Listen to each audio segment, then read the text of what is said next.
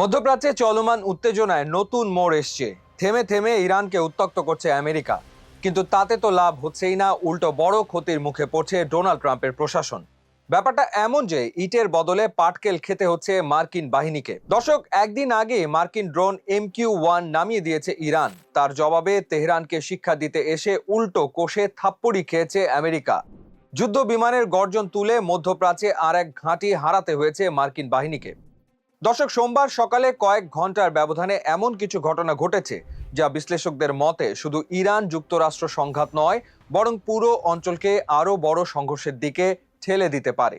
ইরানে মার্কিন হামলা, তেহরানের পাল্টা সামরিক পদক্ষেপ, কুয়েতে আকাশ প্রতিরক্ষা ব্যবস্থা সক্রিয় হওয়া এবং উত্তর ইসরায়েলে ক্ষেপণাস্ত্র হামলার ঘটনা একই দিনে ঘটেছে।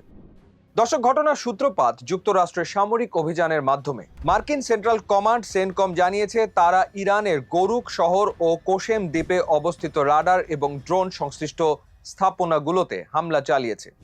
ওয়াশিংটনের দাবি, আন্তর্জাতিক জলসীমায় একটি মার্কিন MQ-1 ড্রোন ভূপাতিত করার পরিপ্রেক্ষিতেই এই হামলা চালানো হয়েছে।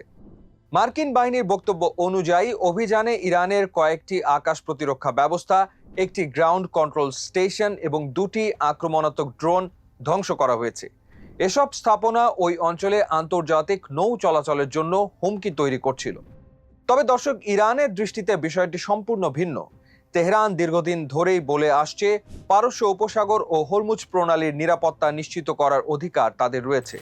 দেশটির রাষ্ট্রীয় সংবাদ মাধ্যম ফার্স্ট নিউজ এজেন্সির প্রতিবেদনে বলা হয়েছে, হরমুজগান প্রদেশের সিরিক দ্বীপে একটি টেলি যোগাযোগ টাওয়ারে হামলার পর ইরানের সরকারি বাহিনী পাল্টা অভিযান চালায়। আমেরিকা হামলা চালাবে আর হাত গুটিয়ে বসে থাকবে ইরান, তা তো হতে পারে না। আঘাত আসার সঙ্গে সঙ্গে পাল্টা প্রত্যাঘাত করেছে মোস্তফার বাহিনী। ইরানের দাবি, যেসব স্থাপনা থেকে এই হামলা পরিচালিত হয়েছিল বলে তারা মনে করেছে, সেসব লক্ষ্যবস্তুতে যুদ্ধ বিমান দিয়ে আঘাত হানা হয়েছে। যদিও লক্ষ্যবস্তুর সুনির্দিষ্ট অবস্থান প্রকাশ করা হয়নি, তবু ঘটনাটি স্পষ্ট করে যে তেহরান সরাসরি সামরিক জবাব দেওয়ার নীতি থেকে সরে আসেনি। বিশ্লেষকদের মতে এই ঘটনার সবচেয়ে গুরুত্বপূর্ণ দিক হল হরমুজ প্রণালীর নিরাপত্তা। বিশ্বের মোট সমুদ্র পথে পরিবাহিত তেলের একটি বড় অংশ এই পথ দিয়ে যায়। ফলে এখানে সামরিক উত্তেজনা বৃদ্ধি মানেই বৈশ্বিক জ্বালানি বাজারে অস্থিরতার ঝুঁকি তৈরি হওয়া।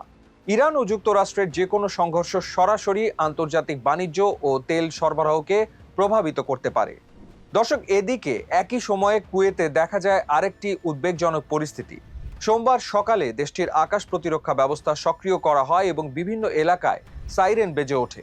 কুয়েতি সশস্ত্র বাহিনী জানায় তারা সম্ভাব্য ড্রোন ও ক্ষেপণাস্ত্র হুমকি মোকাবেলা করছে। পরে একটি অজ্ঞাত আকাশযান বা বস্তু প্রতিহত করার কথাও জানানো হয়। কুয়েতের এই ঘটনায় স্পষ্ট সংঘাত এখন শুধু ইরান ও যুক্তরাষ্ট্রের মধ্যে সীমাবদ্ধ নেই।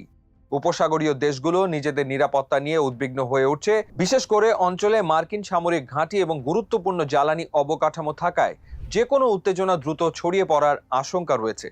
অন্যদিকে ইসরায়েলের উপর সীমান্তেও পরিস্থিতি শান্ত নয়।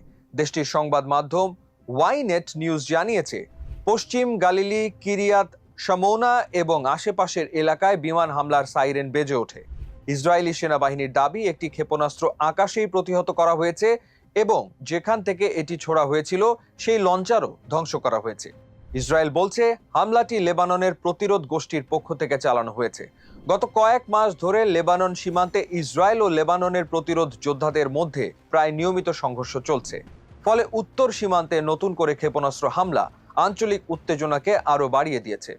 দর্শক, বর্তমানে মধ্যপ্রাচ্যে তিনটি সংঘাতের রেখা একসঙ্গে সক্রিয় রয়েছে। প্রথমত, ইরান ও যুক্তরাষ্ট্রের সরাসরি সামরিক উত্তেজনা। দ্বিতীয়ত, ইরান সমর্থিত গোষ্ঠীগুলোর সঙ্গে ইসরায়েলের সংঘর্ষ। তৃতীয়ত, উপসাগরীয় দেশগুলোর নিরাপত্তা উদ্বেগ।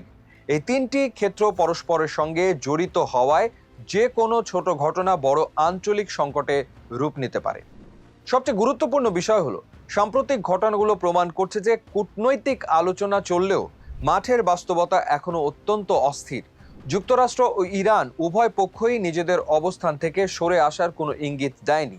আর ইসরায়েল লেবাননের গোষ্ঠীর সংঘাত অব্যাহত থাকায় মধ্যপ্রাচ্য এখন এমন এক পরিস্থিতিতে দাঁড়িয়ে আছে যেখানে একটি ভুল সিদ্ধান্ত বা একটি বড় হামলাই পুরো অঞ্চলের নিরাপত্তা পরিস্থিতিকে নতুন মাত্রা দিতে পারে।